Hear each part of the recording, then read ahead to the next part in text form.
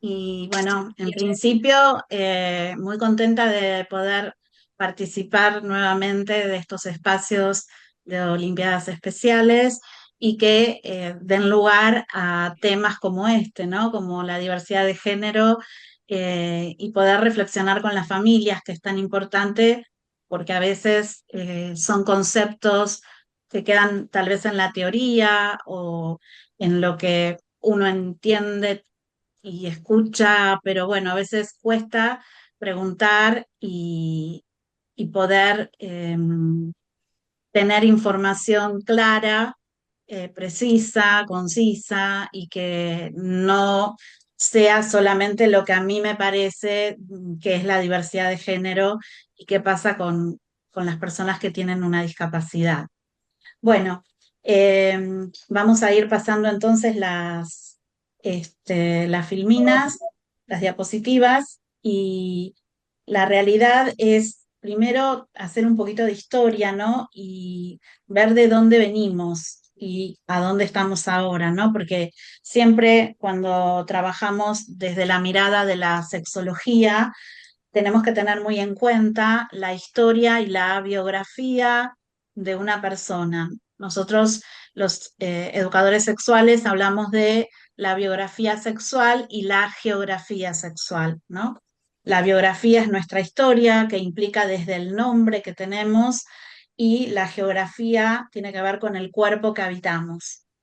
¿Y qué pasa cuando los cuerpos ya nacen con alguna cuestión que nos ponen una etiqueta de un diagnóstico? ¿O qué pasa cuando adquirimos una discapacidad? ¿Cómo habitamos ese cuerpo, ¿no? Y cuáles son las diferencias que se observan a lo largo de todos los años, de estos que yo puse acá, ¿no? Desde 1980 al año 2026, cuando yo comencé a trabajar, que era muy jovencita. eh, Tengo como esta foto que pude rescatar del cajón de los recuerdos, que es una foto que muestro casi siempre. eh, Había, digamos, una negación de cuestiones que tienen que ver con las expresiones de la sexualidad. Y cuando hablo de expresiones de la sexualidad, esto vamos a ir asociándolo ya a Que lo yo que es sepa, la pues diversidad, señorita. Les a lo pedimos que es por favor que cierren los micrófonos. vamos a ir asociando lo que es una expresión de la sexualidad con estas cuestiones de el género, de la diversidad, ¿no? Y si alguien se anima a escribir alguna expresión de la sexualidad en el chat, estaría genial para ver si estamos hablando de lo mismo o no. Pero tal vez en esta foto que no se puede ver los colores porque está en blanco y negro, ustedes pueden distinguir cuando yo era jovencita y dos personas más. Estas dos personas, eh, pueden ustedes identificarlas como varón, como mujer, cómo las identifican. Y quien se anime a escribir en el chat, que escriba. Mientras voy a hacer este comentario de que antes hablábamos de angelitos, ¿no? Es un angelito que llegó a mi vida, es un regalo del Señor, Dios me puso a prueba. Se habla de ángeles y una cuestión muy asociada a lo religioso. Y también había personas que pensaban en esa época de que es un castigo, ¿no? El Señor me castigó, tengo que aprender algo, por algo. Pero esta cuestión de ser un castigo, de ser un ángel, tiene que ver con algo que es asexuado, un ángel es asexuado. Acá Carmen dice, corte de cabello y peinado, un nene y una nena. ¿Cómo yo me doy cuenta de que estas personas es un nene y una nena? Por el corte de cabello, por el peinado, como dice Carmen, y Antonella dice un nene y una nena. Seguramente tiene que ver con esto, ¿no? Tere dice dos personas. Claro, antes hablábamos de ángeles, Actualmente hablamos de personas. Entonces son dos personas pequeñas, chiquitas. Fíjense que a una persona la tengo a UPA y podemos hablar por sus caras. Está poniendo acá iPhone de Maruchu, que dice por sus caras. eh, Estamos viendo que por el peinado, por la manera del corte del cabello, es una manera de expresar el género, ¿sí? Es una manera de expresar el género y diferenciar entonces en varones y nenas, de acuerdo, por ejemplo, al peinado o al corte del cabello, me puedo dar cuenta. Por la vestimenta, también puede ser, si bien acá no se tiene muy clara la diferencia de la ropita, pero en la foto color o en esa época, en la presencial, la niña tenía puesto un delantal rosado y el varón tenía puesto un delantal celeste. Algo, y yo tenía puesto también un delantalcito rosa cuadritos, o sea, algo muy común en las épocas donde separábamos el celeste y el rosa para identificar a una nena y un varón. Entonces, esto tiene que ver con la expresión del género y cómo vamos educando en el género a estas personas y cómo se van identificando con ese género de pertenencia, ¿no? De decir, bueno, soy un varón o soy una nena, de acuerdo también a las edades, ¿no? Los chicos a los 5 años pueden darse cuenta si son nenes o nenas, por la ropa, por la forma de hablar, a los 4 años también, ¿sí? A los 3 años algunos chicos también todo depende de las cuestiones cognitivas. Ahora, lo concreto es que hubo toda una cuestión de ir como desarrollándose esta posibilidad de escuchar la sexualidad de las personas con discapacidad. Antes había muchos mitos que rodean a las personas con discapacidad, mitos que aún hoy siguen existiendo, ¿no? Eh, Como esto de que las personas con discapacidad pueden no tener sexualidad o que son inocentes, ¿no? Como que tienen una inocencia, que no van a estar pensando en esas cosas. Y hablamos de esas cosas como si esas cosas fuera algo malo, ¿no? Como la sexualidad cargada de una connotación negativa. Por lo tanto, antes se medicalizaba la sexualidad. Había esta cuestión de no quiero, bueno, que por ejemplo se masturbe tanto, le pueden dar algo para que se calme. Y en realidad la pregunta era, eh, o la pregunta que me puedo hacer hoy también, ¿no? ¿Qué es tanto? O sea, ¿cuánto es mucho? ¿Se masturba tanto que no puede participar de ningún tratamiento?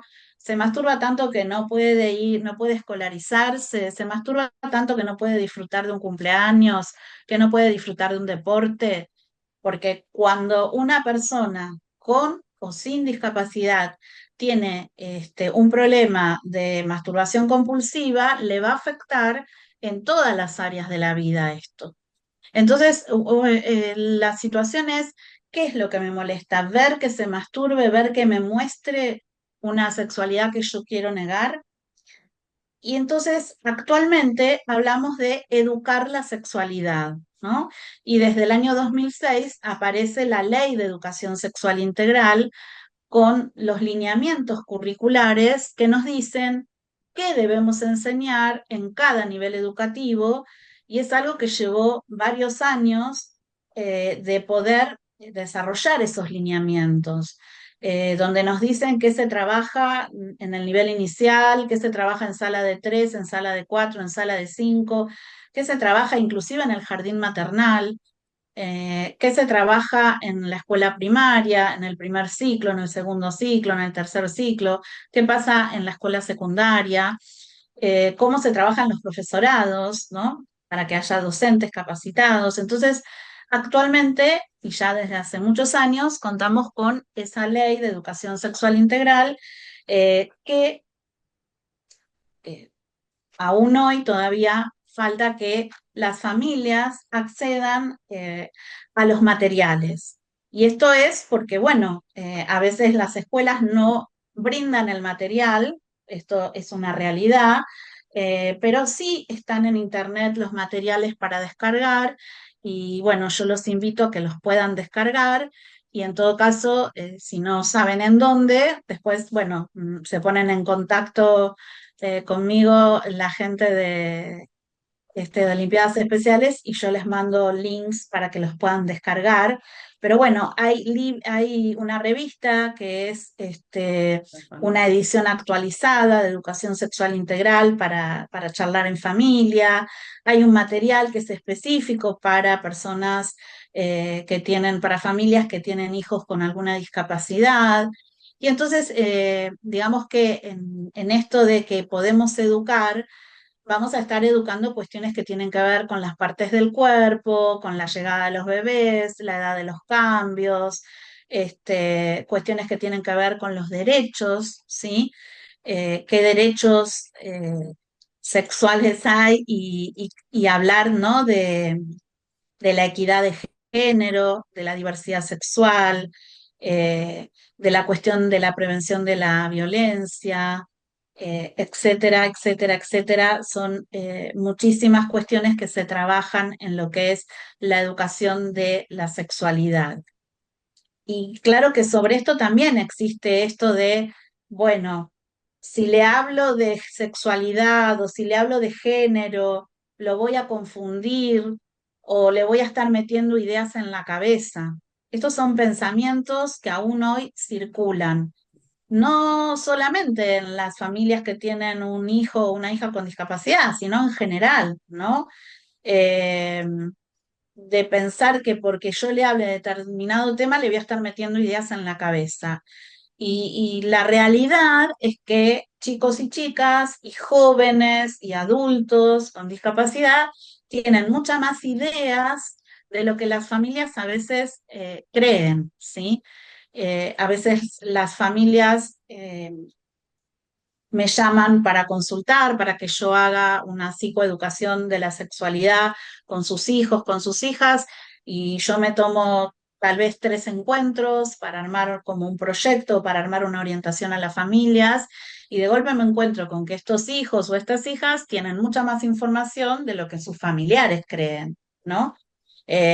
Como tal vez, no sé, aprender a que masturbarse de noche y en la cama los relaja más y les da sueño y pueden dormir mejor, cosa que por ahí la familia ni se entera ni sabe, ¿no? Y está bien que así sea porque tiene que ver con su intimidad, pero a veces las familias sienten que sus hijos tienen como que no piensan en eso y la realidad que cuando yo hago talleres grupales sí piensan en eso, ¿no?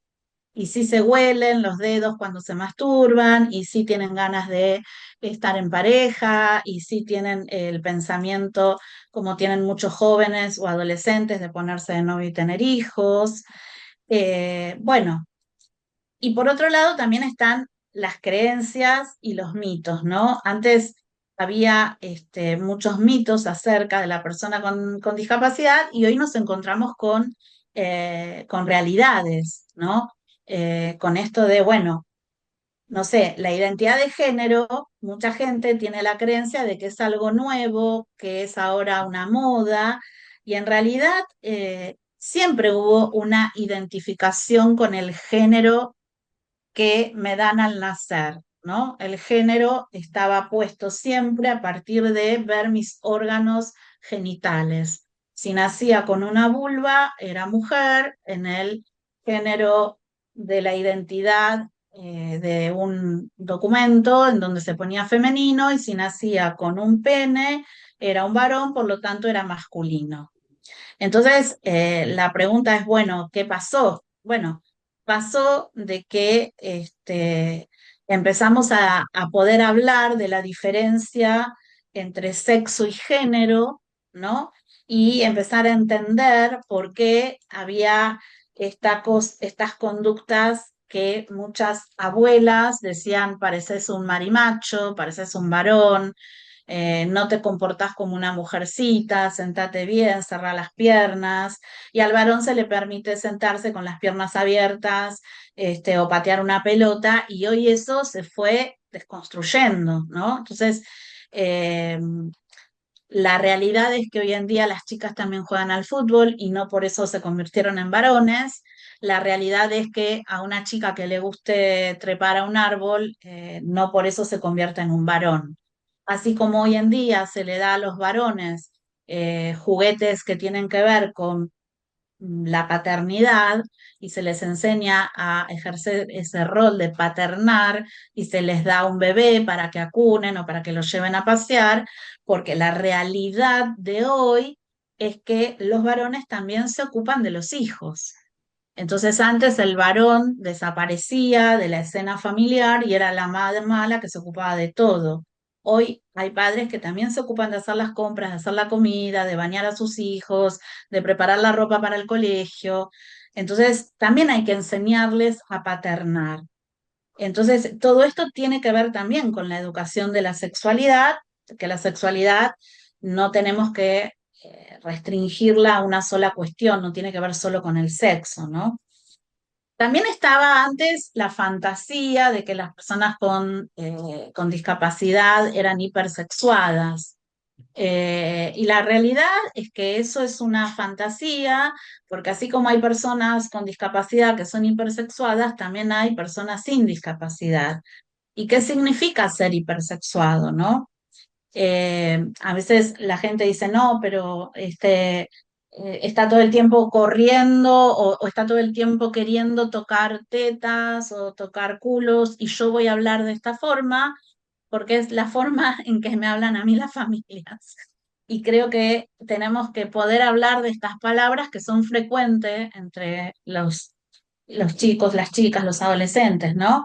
El querer abrazar, el no poder tener un freno inhibitorio. Entonces, una cosa es trabajar el freno inhibitorio con la educación y otra cosa es pensar que son hipersexuados. Y también entender que cada persona tenemos que poder brindarle la educación o poder brindarle el espacio para aprender algunas cosas que por ahí no se trabajaron nunca desde cuando eran más chiquitos. Por otro lado, algo que también ocurría antes era esto de esterilizar, ¿no? Y muchas veces la pregunta era, ¿pero por qué quiere esterilizar? Y generalmente eran las hijas mujeres con discapacidad. Y para que no le pase nada. ¿Pero qué le va a pasar? Y si se queda embarazada, ¿pero cómo se va a quedar embarazada? Y bueno, si la agarra alguien. Entonces, la pregunta es, actualmente esto está prohibido por la ley de discapacidad, por la Convención Internacional de los Derechos de las Personas con Discapacidad, es un delito la esterilización, pero que antes era algo muy frecuente y muy común. Preservar la fertilidad con educación sexual. O sea, nadie tiene por qué agarrar a una chica y dónde están las familias para que esto no suceda, ¿no? Entonces se trabaja mucho en la prevención del abuso y es algo que tenemos que seguir trabajando permanentemente, ¿no? ¿Cómo se previene que una persona adquiera herramientas para estar atenta a que hay una situación que es abusiva? Hay una realidad que es que la persona que tiene una discapacidad, si ya nace con esa discapacidad o la adquiere de cuando es muy chiquitito o chiquitita, necesita tal vez mucha estimulación temprana, necesita de muchas terapias y generalmente están acostumbrados a obedecer o hacerle caso a otro adulto. Esto es algo que también los pone en riesgo, en más riesgo, porque tal vez un chico sin discapacidad está rodeado de menos personas adultas, ¿no? Tal vez están los abuelos, los tíos, los padres, cuando va al jardín maternal, la maestra del jardín maternal, pero cuando estamos hablando de personas con discapacidad, están esas personas más el terapeuta, el psicólogo, la psicóloga, el acompañante terapéutico, la maestra integradora, fonoaudiólogo, kinesiólogo, etcétera, etcétera, etcétera, neurólogo, el pediatra, en fin. Hay mucha más gente adulta rodeando a esa persona, por lo cual eso también hace que haya más posibilidades, porque el abuso sexual en la infancia o el abuso sexual en la adolescencia se da en terrenos conocidos y se va dando de a poquito, no es que de un día para el otro aparece el abuso. De un día para el otro puede haber una agresión sexual, que es distinto al abuso sexual. Entonces también es importante poder diferenciar esta temática, que obviamente merece como una cuestión aparte, pero acá no hay diferencias de género ni hay diferencias en la diversidad sexual. Los abusos sexuales ocurren a personas con discapacidad o a personas sin discapacidad y también que esta persona, no importa si es trans, si tiene discapacidad y es trans, si es o es homosexual o no importa, los abusos existen.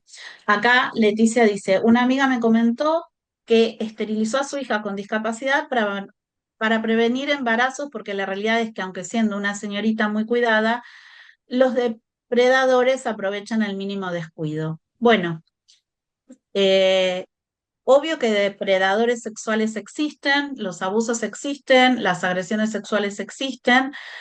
Lo que yo hablo es que desde lo legal está prohibido y es un delito la esterilización, que lo que hay que trabajar es en la educación sexual, en ir a la ginecóloga, en la prevención del embarazo no intencional, esto quiere decir en el uso de métodos anticonceptivos y también en la enseñanza del uso del preservativo. Y esto tiene que ser también para varones, ¿no? Cómo les enseñamos. Y por otro lado, trabajar en la prevención del abuso con charlas y demás. De todas formas, Leticia, en el caso que vos comentás, las decisiones que tomen las familias son, digamos, uno no puede estar juzgando, pero sí tenemos que ver qué posibilidades, ¿no? ¿Cuáles son ahora las realidades de las personas con discapacidad, ¿no? Y cómo podemos respetar sus derechos a un proyecto de vida, cómo se los prepara para la vida independiente. Y la vida independiente y el proyecto de vida va de la mano con la educación sexual integral, porque son cuestiones que se trabajan. El proyecto de vida, la vida independiente y cómo podemos también enseñarles a visibilizar, a aprender de las señales, como se habla hoy de las red flag, ¿no? Estas banderas rojas de, che, esto que te está diciendo no está bueno. Entonces, bueno, hoy hay mucho material para trabajar digamos, para trabajar con chicos y chicas jóvenes o personas adultas con discapacidad.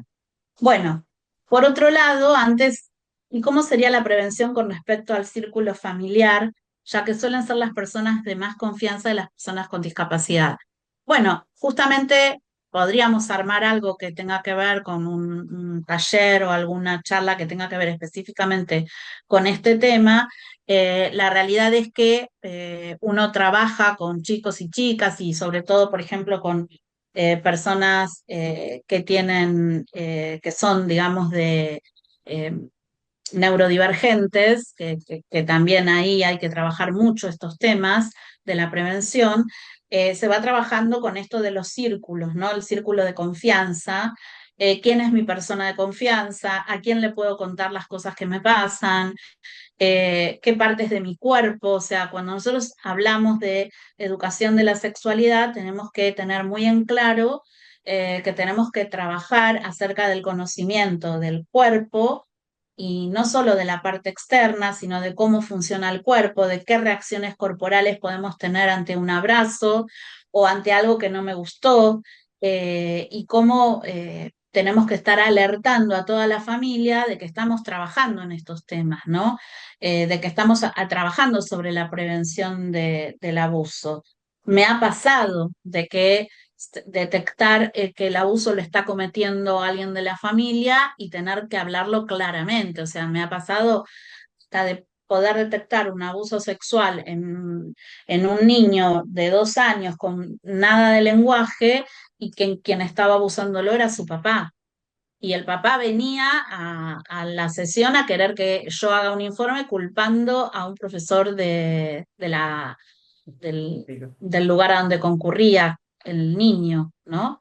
Y la realidad era que el jardín pidió un informe y yo le dije no.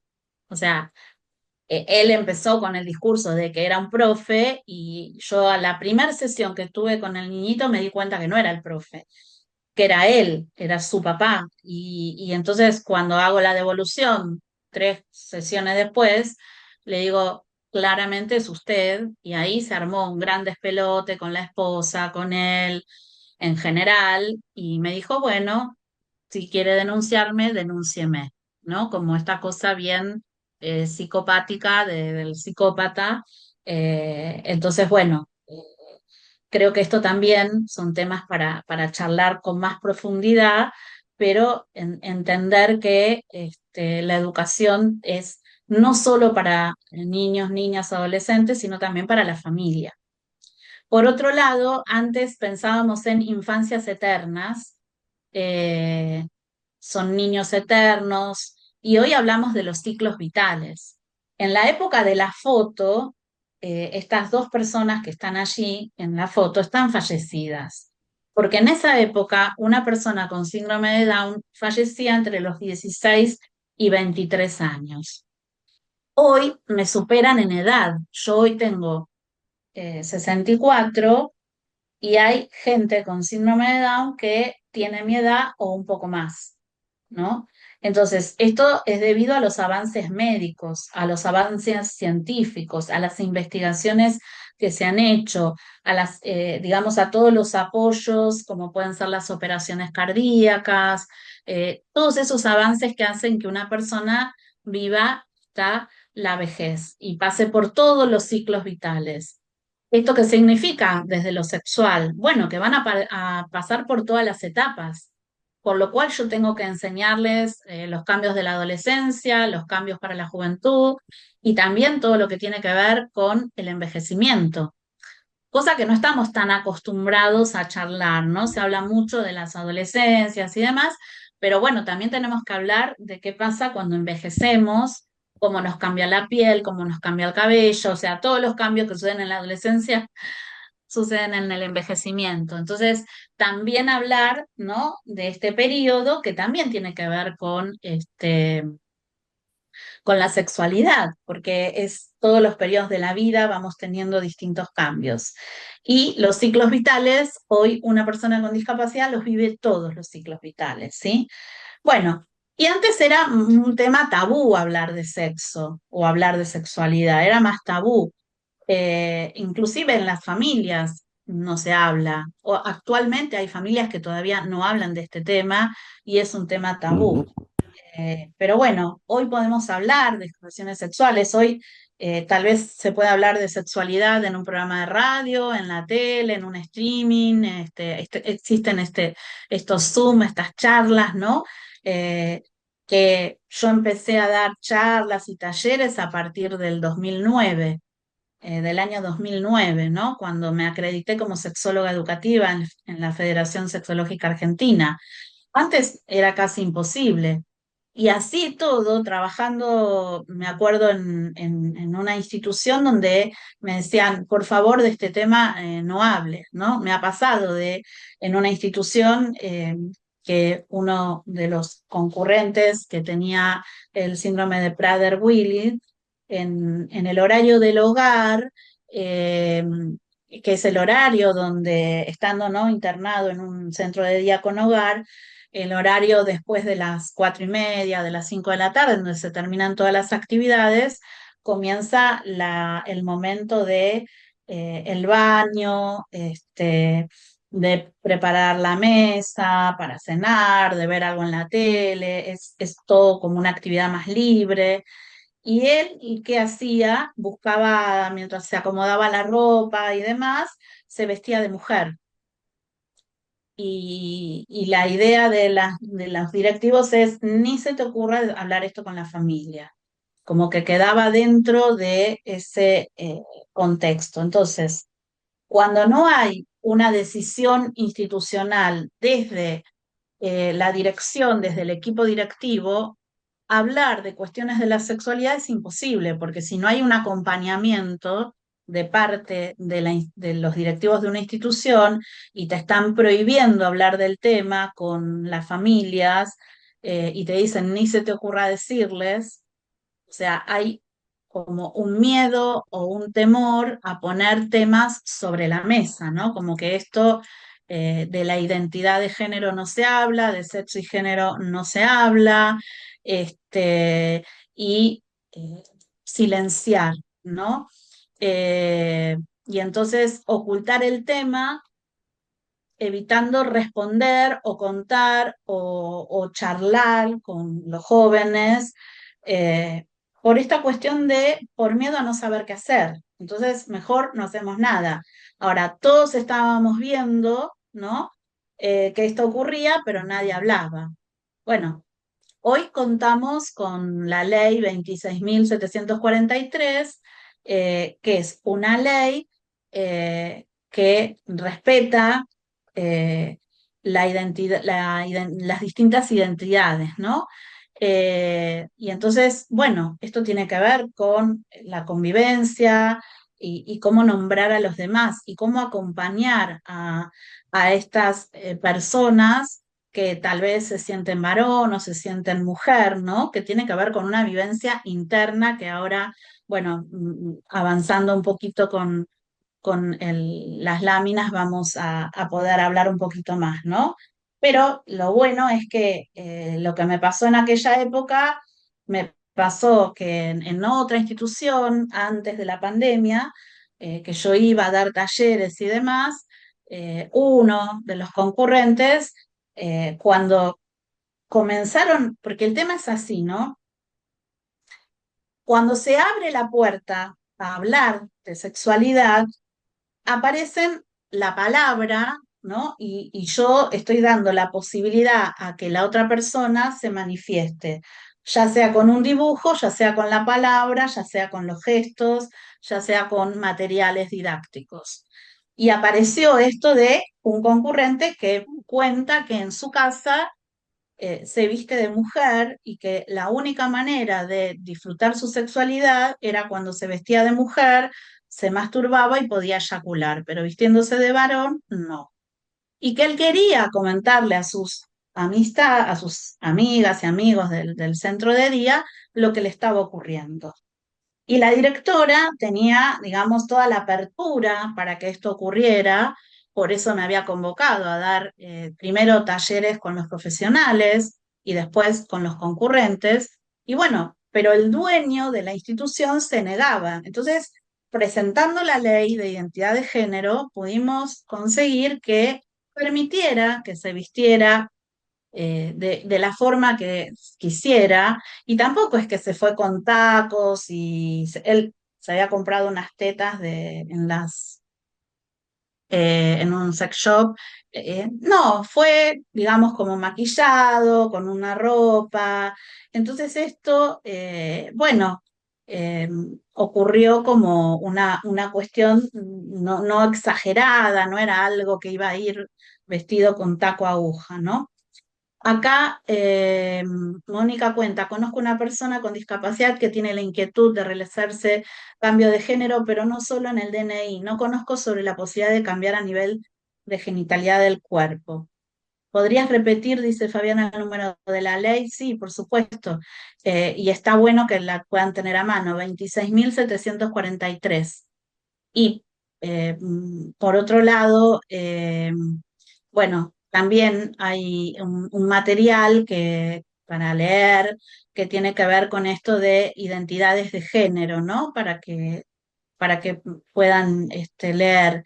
La realidad es que hoy lo que se está trabajando mucho es como que se respete el cuerpo, que, a ver, como entender que el genital no te va a definir como varón o como mujer. sino lo que sería la expresión de género. Es cómo expreso yo mi ser varón o mi ser mujer, ¿no? Yo por ahí, no sé, para tener esta charla me maquillé un poquito, no mucho, pero un poquito me maquillé. Me pongo aritos, me pongo un collarcito, me pongo una pulserita, me pongo una chalina, pero por ahí, para ir a hacer las compras no me maquillo y sigo siendo y me siento una mujer igual. Esto es también de cómo vivimos la sexualidad, ¿no? Estas preguntas que están acá en la filmina, tiene que ver con, bueno, ¿qué pasa dentro del seno familiar o dentro de una familia y otra, ¿no? ¿Viven la sexualidad de la misma manera todas las personas? ¿Podemos transmitir valores y costumbres sexuales? ¿De qué forma? ¿Qué valores transmite la familia y cuáles las instituciones? Los geniales, Leticia dice, los geniales biológicamente definen el género.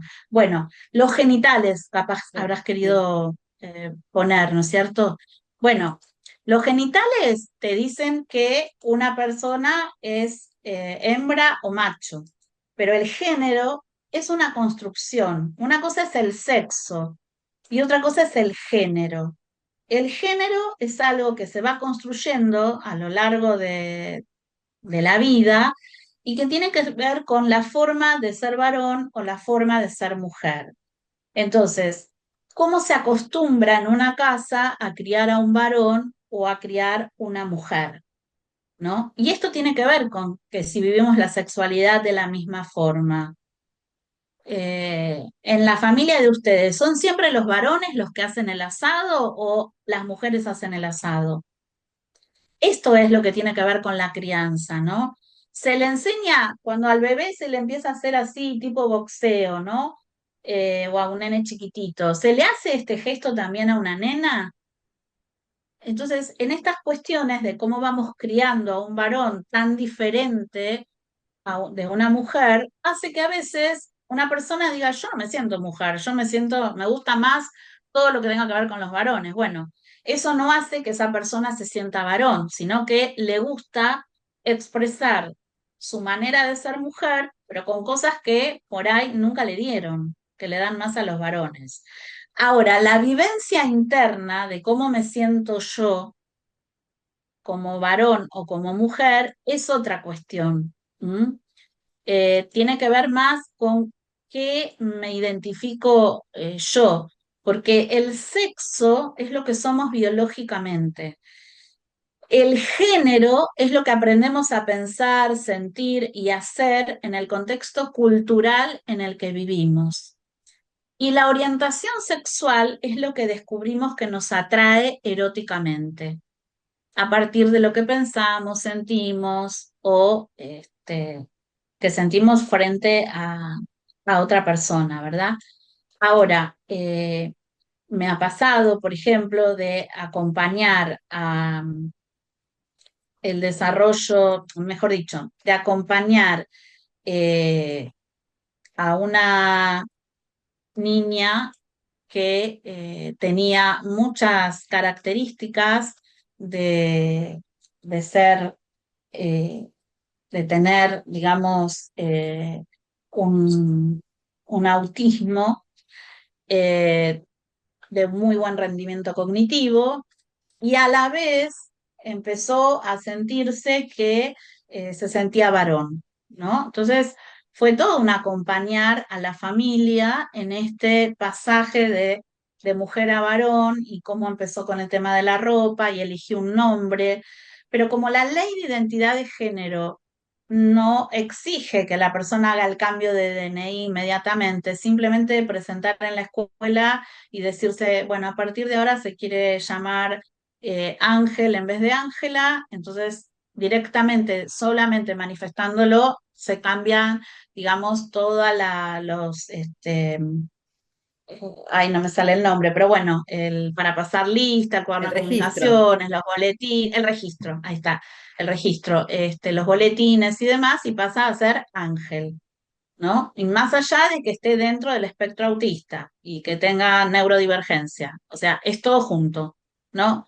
cómo abordar la parte educativa, cómo acompañar eh, terapéuticamente y además esta cuestión de la identidad, ¿no? De empezar a sentirse varón. Tiempo después también me dijo, yo me siento que puedo estar en la calle con más seguridad siendo varón que siendo mujer. Y esto también lleva a una reflexión, ¿no? De cómo educamos a los varones y a las mujeres, ¿no? Y cómo se siente una mujer en la calle que puede llegar a decir esto de me siento más segura vistiéndome de varón que vistiéndome de mujer. Y es un tema interesante para reflexionar, ¿no? ¿Por qué sucede de que a veces hay personas que se identifican con el sexo opuesto, o sea, mujeres que se identifican como varones y que después vuelven para atrás? Porque me ha pasado también, ¿no? De que inclusive hecho el cambio de DNI y todo, volver todo para atrás, ¿no? O sea, esto también sucede porque la sexualidad también es fluctuante, es flexible, ¿m? No es rígido. El tema es que estamos en una época en donde esto lo podemos expresar y se puede escuchar. No es que ahora es novedoso. También pasaba, pero estaba oculto y metido para adentro.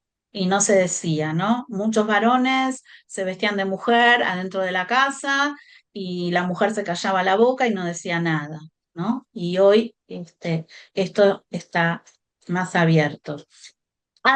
Fabiana pregunta, ante esa decisión, ¿se debe presentar algo en la escuela para que se acepte y respete esa identidad? Simplemente la palabra, simplemente ir y decirlo. Este, y una vez que se dice, ya está, no hace falta presentar ningún papel. Hay que hablar, explicar y ya está. Algunas veces dicen que es un acto de rebeldía desafiante.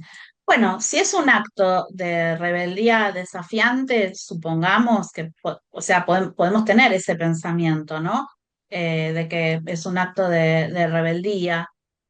Bueno, eh, atravesar ese momento de rebeldía que tiene que ver también con cuestiones de la adolescencia o de la juventud que se quieren rebelar. Bueno, son actos diferentes de rebeldía a los de mi época, ¿sí? Acompañar, y entonces si uno se pone en contra de esa situación va a ser peor. Si uno dice, bueno, listo, ¿querés que te llame Pepito? Bueno, te llamo Pepito. ¿Querés que te llame María? Bueno, te llamo María. Y no caer, digamos, en la provocación que puede hacer un adolescente. Tomarlo como algo más natural. El enojo no nos lleva a ningún lado y no nos va a garantizar que eso sea mejor enojarme o reaccionar de mala manera, ¿no? Pero estas preguntas que están acá, ¿qué podrían ustedes decirme, no? ¿Qué contestarían ante estas preguntas? Eh, ¿Se pueden transmitir valores y costumbres sexuales? ¿De qué forma? ¿Y cuáles son los valores que puede transmitir la familia y cuáles las instituciones? ¿Qué opinan de esto?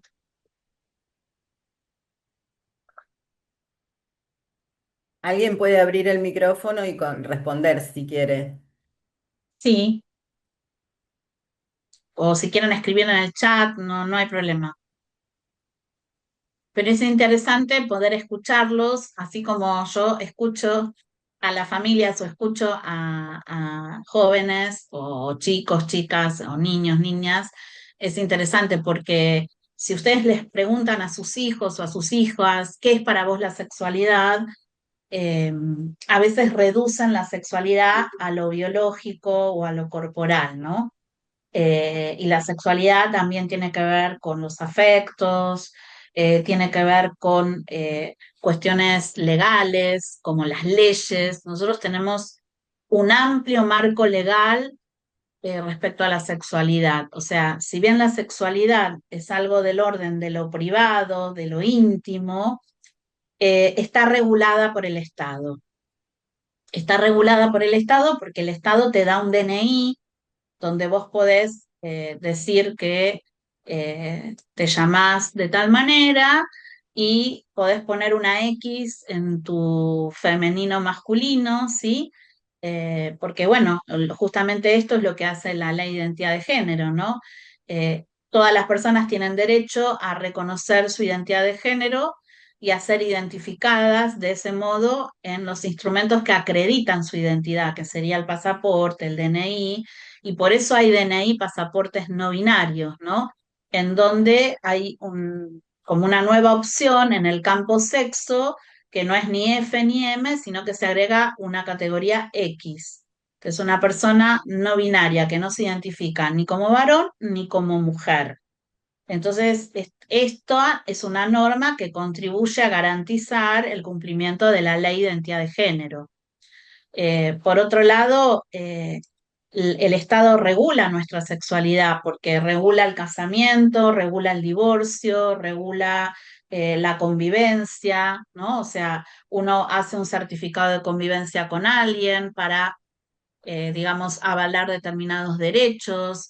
Bueno, está el tema del divorcio.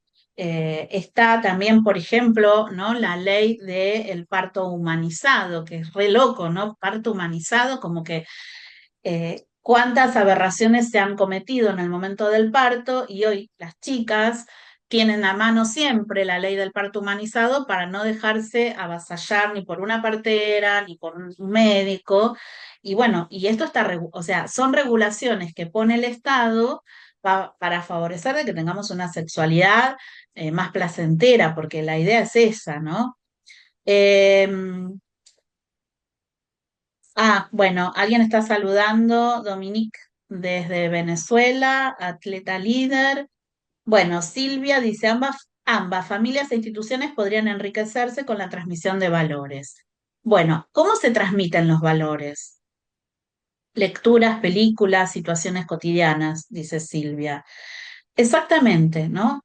Los valores que transmite la familia y los valores y las costumbres se transmiten en lo cotidiano, ¿no? O sea, cómo nos comportamos cuando nos vamos a duchar o cómo saludamos, ¿no? Saludamos con un beso, saludamos con un abrazo, cómo manifestamos nuestras emociones. Nos dejan llorar o nos critican y nos dicen, con vos no se puede hablar porque siempre te pones a llorar. Bueno, eso es transmitir un valor. No, acá no se puede llorar, acá no se puede hablar con vos porque lloras mucho.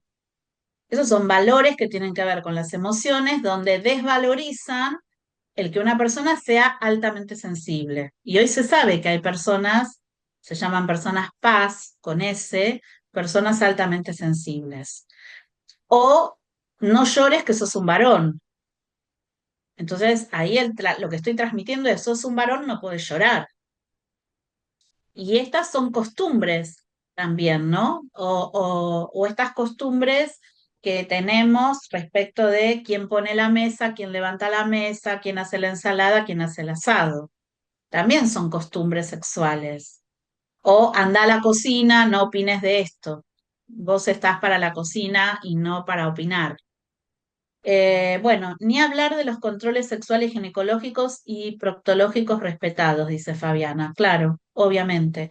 Entonces, este es otro tema que se trabaja en la educación de la sexualidad, ¿no?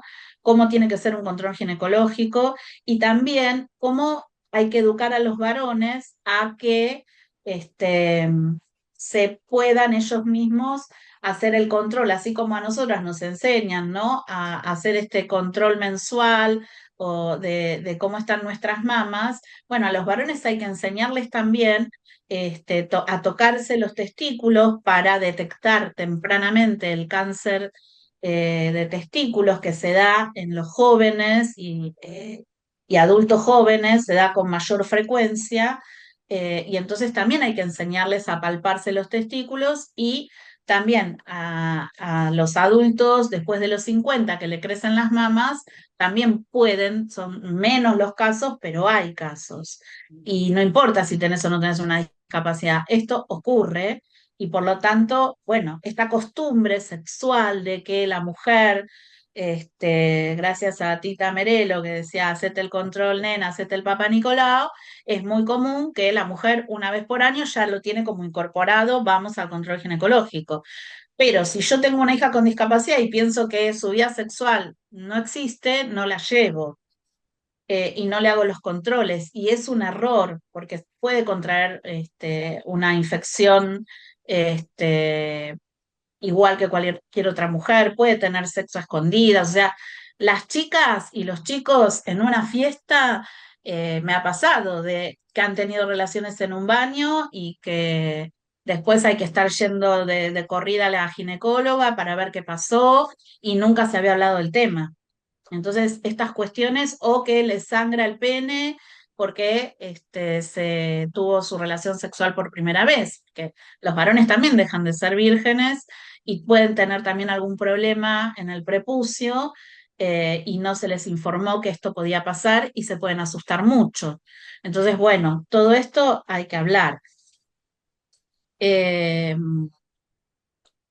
Patricia pone valores y sexualidad, pone. Bueno. Mónica, sí, siempre le pedimos a hijas mujeres que hagan actividades del hogar y a los varones no. Ya estamos marcando costumbres que no están buenas. Exactamente.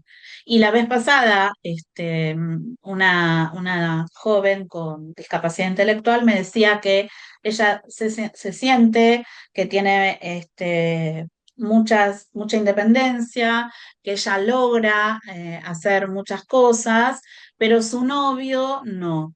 Y entonces ella dice, no sabe cocinar, no sabe usar el lavarropas, no sabe viajar, me dice, va en auto a todos lados, y yo estoy aprendiendo a viajar en colectivo, y yo una vez por semana soy la que me ocupo de poner y levantar la mesa en mi casa, pues son varios hermanos, a ella le toca una vez por semana.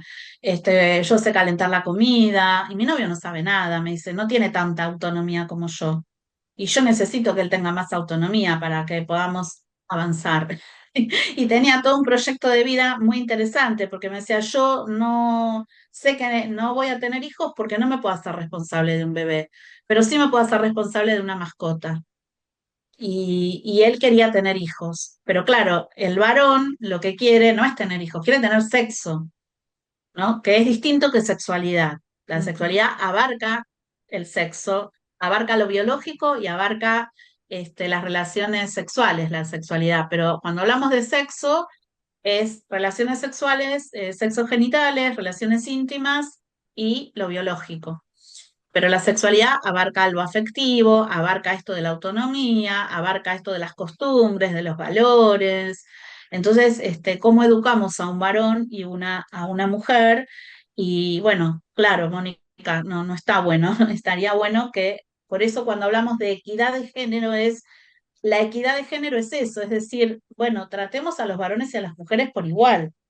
Eh, y empecemos también a transmitir otro tipo de valores, ¿no? Porque este valor que antes se transmitía mucho es esto de si te pegas porque te quiere.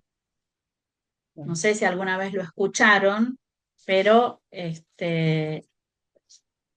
cuando yo era chica, ese mensaje que había es, no, bueno, pero si te pegas es porque te quiere.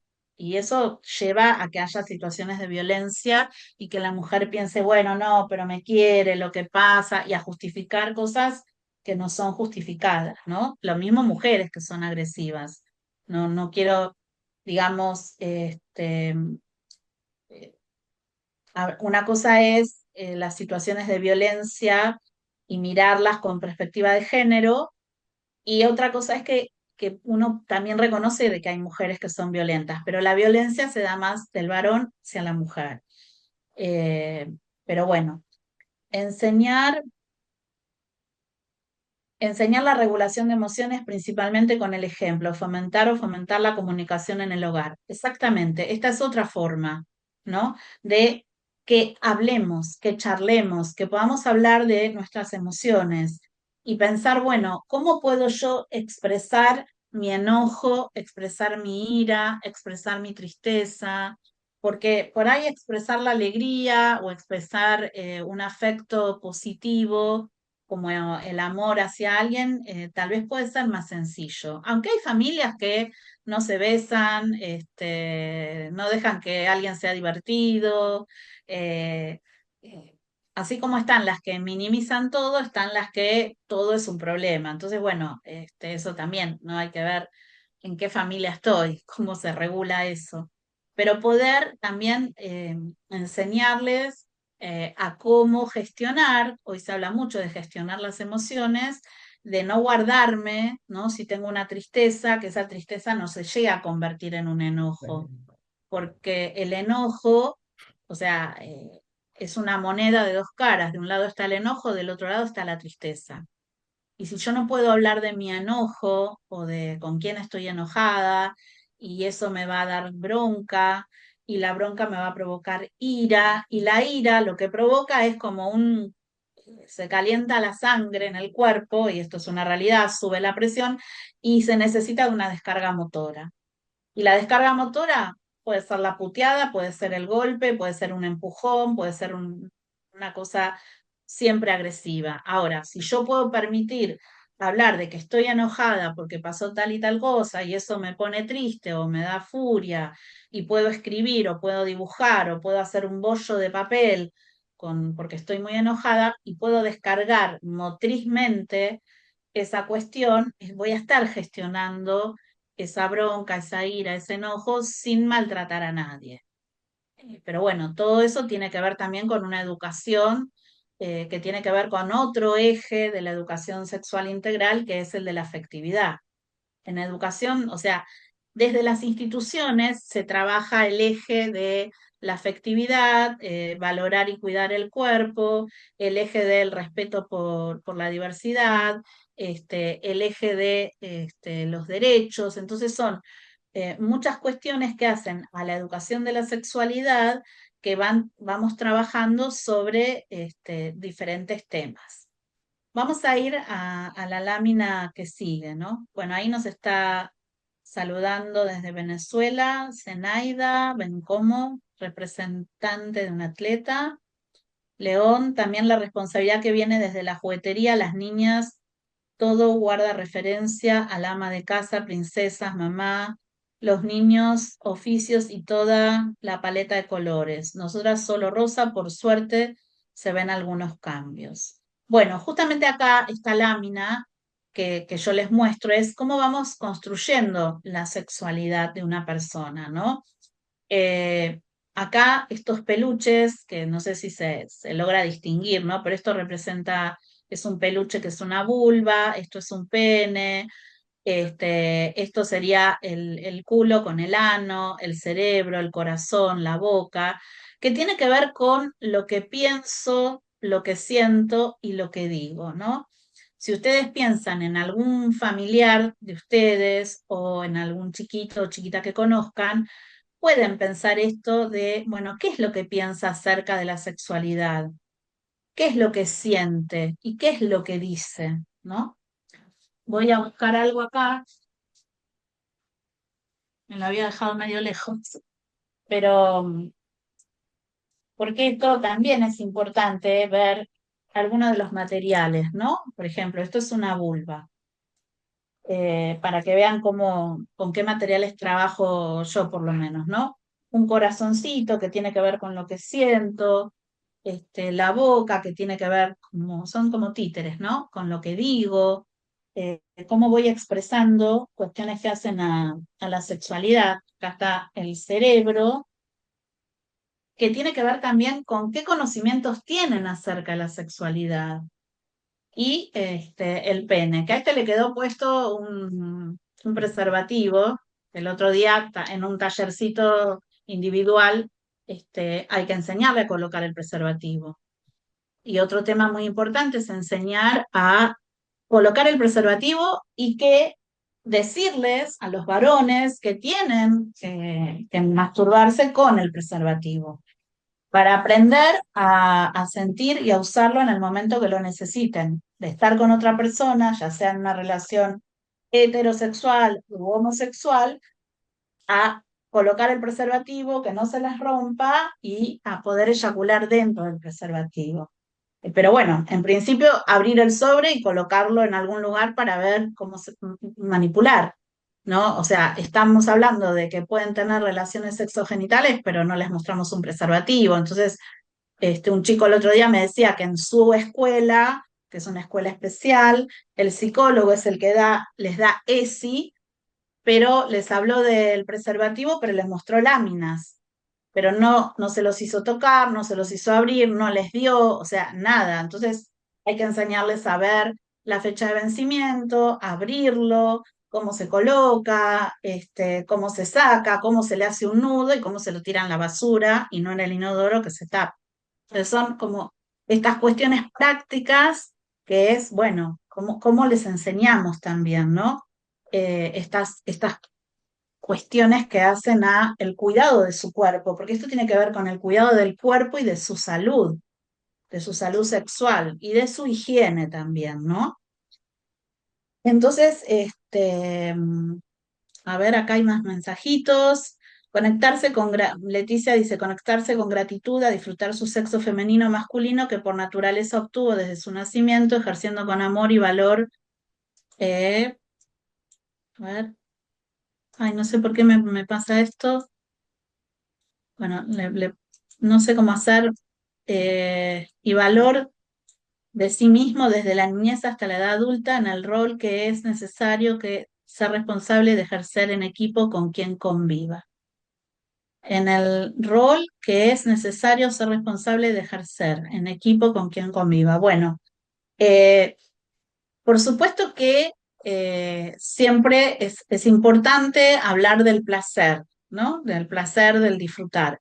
Pero voy a sentir placer si primero aprendo a cuidar mi cuerpo. Si no, al otro día no sé si voy a sentir placer porque voy a estar más preocupada por si me quedé embarazada o no. Hablo en el caso de ser una persona con vulva. Y esto también les quería explicar. Nosotros, en los sexólogos, muchas veces hablamos de persona con pene o persona con vulva. ¿Sí?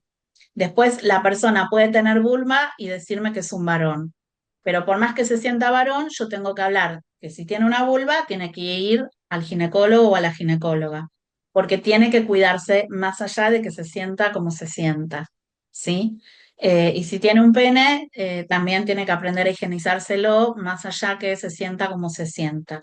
Pero esto lo digo para que sepan, digamos, como algunas cuestiones que por ahí no se escuchan tanto o si las escuchan, que sepan por qué, ¿no? Porque la realidad es que en el momento en que nace una persona se le asigna un sexo a partir de ver características corporales, ¿no? Los genitales, la anatomía, los cromosomas, las hormonas, todo lo que tiene que ver con la fisiología. Y esta asignación es una construcción histórica y social que presupone una identidad respecto de determinada genitalidad. Entonces aparece lo que son los roles de género. Es una construcción, cuál es el rol de una mujer, cuál es el rol de un varón. Y esto hace también que haya restricciones en los roles o restricciones en las oportunidades que se les da a un varón o a una mujer. Eh, Como que, bueno, esta identidad de género también asigna capacidades, atributos o tratos sociales, ¿no? Entonces, en los distintos ámbitos, en la familia, en las instituciones escolares o en los hospitales o en los espacios de trabajo o en el barrio, estas normas que se transmiten, estos valores que dicen cómo debe ser un varón o cómo debe ser una mujer. A esto es a lo que se le llama estereotipo de género. Entonces, el estereotipo de género es, por ejemplo, bueno, si tiene pene, le voy a regalar un autito. Si tiene pene, le voy a regalar un juego de herramientas, ¿no? Como acá decían, esto de los colores, la juguetería, ¿entendés? O, bueno, si tiene vulva, le voy a regalar una muñequita o un vestidito. Y si es varón, le voy a regalar una casaca de determinado color. Y también tenemos esto, ¿no? Del azul y el rosa en lo que tiene que ver con las cuestiones de la higiene. Y hay algo que se llama el impuesto rosa, que es que si yo voy a comprar una maquinita como esta, me sale más barata la azul que la rosada, por ejemplo. Si yo voy a comprar un desodorante masculino, me sale más barato que si es rosado.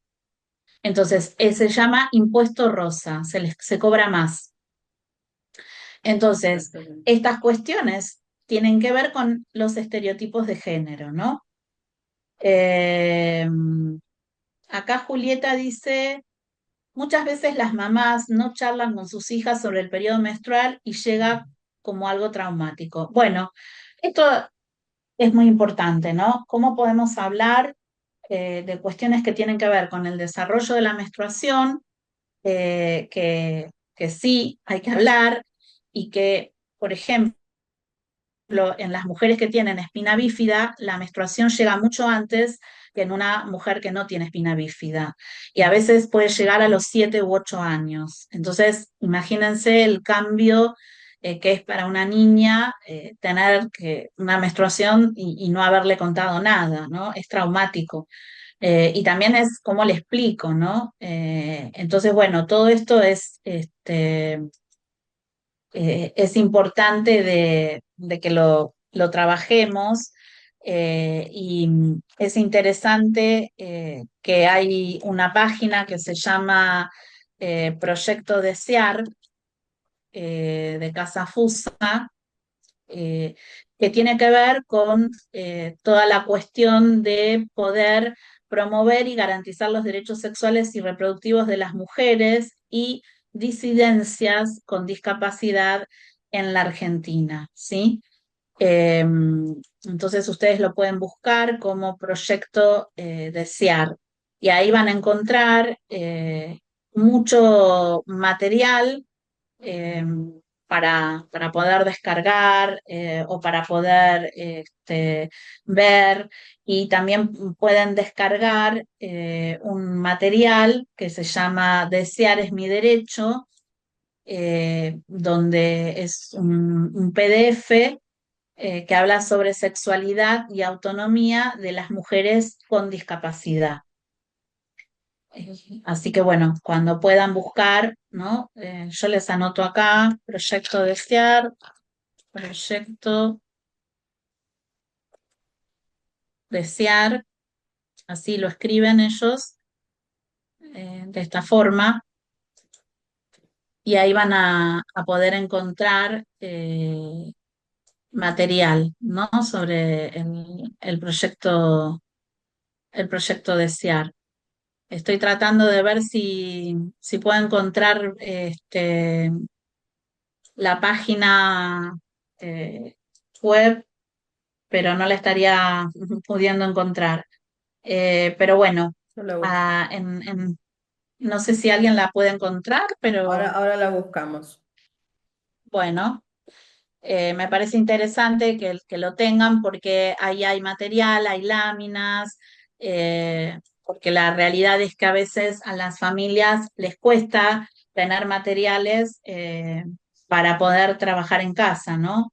Hay videos, hay tarjetas, bueno, hay un montón de material que es interesante que lo puedan tener eh, para trabajar en casa. Y hay un PDF que, bueno, que también es lindo poder tenerlo. Eh, y hay hoy en día contamos con mucho material sobre sexualidad y discapacidad, cosa que antes no había tanto y hoy hay. Entonces esto, bueno, se tiene que retirar Patricia, gracias por haber participado. ¿Podrían poner dónde se encuentra eso acá? ¿Qué cosa lo de desear? Ah, sí, justo, gracias. Dice. Bueno, sí. Eh, entonces, estas cuestiones que tienen que ver como yo voy identificándome con mi sexo genital, o sea, cómo voy identificándome con mis genitales, me identifico con mi genital. Nosotros hablamos de personas cis cuando hay coincidencia en la identidad de género en relación con los Muy bien. genitales y además con la orientación sexual, ¿no? De decir, bueno, soy una mujer heterosexual que me siento mujer y tengo vulva. Bueno, son muchas cuestiones que se trabajan en esto de la sexualidad, ¿no? La sexología. Entonces, entender también esto de que una cosa es lo que tengo debajo de la ropa, que eso no necesariamente tiene que ver con lo que siento ni con lo que pienso, ¿no? Con lo que, cómo me siento psicológicamente. Y que bueno, por eso también hay que escuchar a la persona con discapacidad, que más allá de su discapacidad tenemos que ver cómo expresa su género. Y hoy vemos que muchos chicos empezaron a usar remeras rosadas porque Messi usa remera rosada en el equipo de fútbol donde juega. Pero antes, tal vez colocarle una remera rosada a un varón era casi imposible. Y hoy esto es posible. Entonces digo, cómo la cultura nos va atravesando muchísimo en la ropa que usamos, en los cortes de cabello, en la manera de maquillarnos o de no maquillarnos, y que no hace que una mujer sea más femenina porque se maquille o menos femenina porque no se maquille, porque esto también son mensajes que le vamos dando, ¿no? O también esto de la ropa. He conocido jóvenes con discapacidad que los visten con ropa de niños y no los dejan pasar a la vida adulta o a que puedan elegir su ropa, ¿no? O vestirlas con colores. Me acuerdo de una mujer que la traían siempre vestida toda de rosado, y cuando su mamá falleció, que empezó a vivir con su prima, empezó a venir con ropa más de su edad y que la llevaba a elegir la ropa y que elegía otro tipo de ropa, o sea que no era que a ella le gustaba, sino que complacía a su mamá, porque como cualquier hijo o cualquier hija quiere ser reconocida y aceptada por la mamá. Entonces, Cambio, cambio de diapositiva. bueno, sí, poner el cuerpo, análisis del proyecto de SEAR y los aportes del modelo social de discapacidad en la reconstrucción subjetiva del cuerpo de activismos actuales, argentina.gov.ar. Bueno, acá hay una persona que compartió un link y bueno, este es un link, pero que no sé si acá están los materiales, pero bueno, hay que seguir buscando para ver dónde están los Podemos materiales del juntar todos los proyecto de SEAR. materiales y enviarlos por correo. También, exacto. Bueno, entonces, para ir cerrando, porque ya son 9 menos Sí, 5, tenemos ¿no? que ir redondeando. El sexo es lo que somos biológicamente. El género es lo que aprendemos a pensar, sentir y hacer de acuerdo al contexto cultural en el que vivimos, ¿no? Y esto a veces es diferente de una cultura a la otra, esto lo tenemos que tener en cuenta, por eso es muy importante la biografía sexual de una persona. Y la orientación sexual es lo que descubrimos que nos atrae eróticamente a partir de lo que pensamos, sentimos o hacemos frente al sexo de otras personas. Por eso aparece esto de heterosexual, homosexual, bisexual, porque hay personas que se relacionan mucho con el sexo opuesto para armar pareja y otras que se relacionan con el mismo sexo y otras que tienen una temporada que son hetero y otra temporada que son homosexuales. Y ay, ¿cómo puede ser? Bueno, porque la sexualidad es así, es flexible, ¿no? Nosotros hablamos de la heteroflexibilidad en algunas personas. Hemos conocido situaciones de gente que tiene hoy 70 años, pero que se ha divorciado y ha tenido hijos y sin embargo toda la vida tuvo amores homosexuales, ¿no? Entonces, bueno, son cosas que se ven y que una persona con discapacidad no está exento de vivir eso, ¿no? Ahora te digo si es esto, que ahí alguien compartió un link, derechos sexuales. Bueno, pues puede ser que sea, eh, presenta los resultados del proyecto de SEAR. Bueno, lo vamos a buscar bien, a ver si es, y Sí, después después. lo compartimos, ¿sí? Porque hay un Exacto. lugar donde se pueden descargar los materiales y esto es importante. Bueno, y no sé si hay una última lámina, ya no me acuerdo, creo que sí. Que es el proyecto de vida y sexualidad, ¿no? Los enfoques de género, derechos y diversidades son centrales. Estos muñequitos, estos dibujitos que están acá, son parte de una revista que se llama Miesi Trans. Yo me he capacitado con el grupo de familias trans por esto de las niñeces trans, ¿no? De que como hoy se escucha más a las infancias, cuando yo era chiquita no existía los derechos de niños, niñas y adolescentes. Empezaron a existir cuando mis hijos eran chicos. Entonces ahí empezaron a existir los derechos de niñas, niños y adolescentes. Y entonces, como hoy se escuchan niños, niñas y adolescentes, hablamos de infancias trans, aunque muchos son rechazados, castigados y ocultados, hay muchas familias que sí pueden escuchar. Lo más importante es pensar qué apoyos necesitan para el desarrollo de una sexualidad saludable. La vivan como la vivan, ¿no? ¿Cuáles son esos apoyos que se necesitan? ¿Cómo enseñamos qué es privado, qué es íntimo, qué es público? Bueno, en el caso que vos estás comentando de tu hijo, hay mucho material en comunicadores, ¿no? De pictogramas de cómo poder trabajar, ¿no? Desde la prevención del abuso hasta las identidades de género, ¿no? Hay mucho material que, por suerte, y con el que se puede trabajar, ¿no? La realidad es que hoy contamos con bastante material. Ahí encontré un link donde pueden descargar materiales. Este, de esto que yo digo de casa, y acá encontré el proyecto Desear, por favor, me costó un montón, pero lo hemos encontrado. Bien. Eh, Digo, bueno, es importante brindar espacios de escucha, espacios de poder preguntar, poder ver películas, poder ver una publicidad y dar una opinión, ¿no? Poder decir, uy, una película que se están besando, uy, yo mi primer beso lo di en tal momento y de esta manera, y eso Está de bien. poder compartir y sin vergüenza qué es lo que estoy viviendo, ¿no? Lo que está viviendo mi hijo, disculpen, me distraje porque estaba encontrando un link. Pero digo, si yo veo una película donde se están besando, yo poder contar cómo fue mi primer beso cuando era jovencita, adolescente o cuando era chiquita y decir, ¿y vos te gustaría dar un beso? ¿No te gustaría dar un beso? ¿Ya diste un beso? Porque bueno, pueden no tener deseo también, ¿no?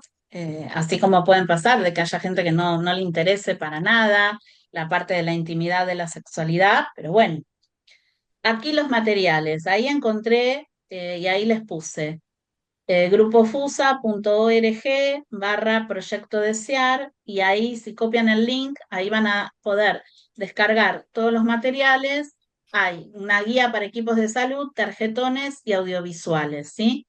Me parece que es interesante tener este material bueno, para trabajar distintas temáticas que tienen que ver con, esto lo habíamos hablado, que era cuestiones de trabajar con la familia, ¿sí?